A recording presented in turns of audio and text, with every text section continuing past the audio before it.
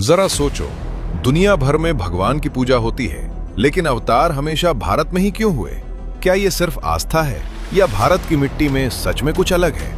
ये भावनात्मक सवाल नहीं है, ये सभ्यता का सवाल है।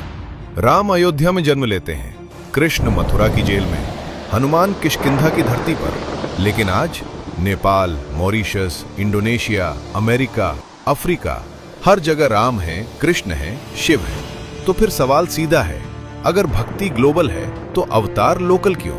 क्योंकि अवतार सिर्फ पूजा के लिए नहीं होते, अवतार होते हैं संतुलन के लिए, और संतुलन वहीं बिगड़ता है जहां सभ्यता सबसे गहरी होती है।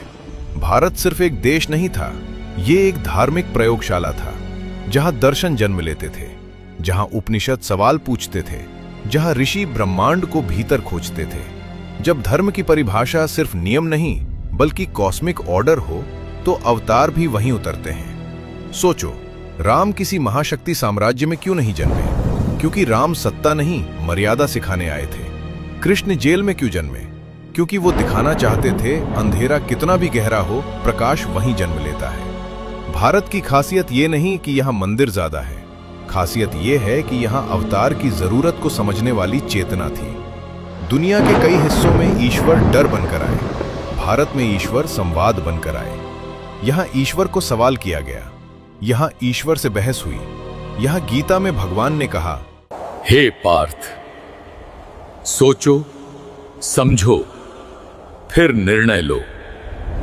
इसीलिए आज इंडोनेशिया में रामायण नृत्य है, थाईलैंड में राम राजा का आदर्श है, अमेरिका की सड़कों पर हरे कृष्णा गूंजता है।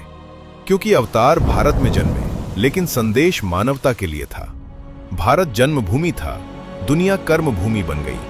तो सवाल ये नहीं कि भगवान भारत में क्यों जन्मे, सवाल ये है क्या हम आज भी उस धरती के योग्य हैं जहां अवतार उतरते थे?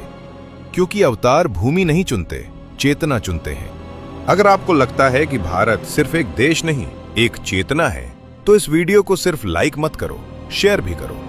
क्योंकि सवाल अवतार का नहीं है, सवाल है कि क्या हम उस भूमि के योग्य हैं जहां ईश्वर जन्म लेते हैं। कमेंट में अपना जवाब जरूर लिखें।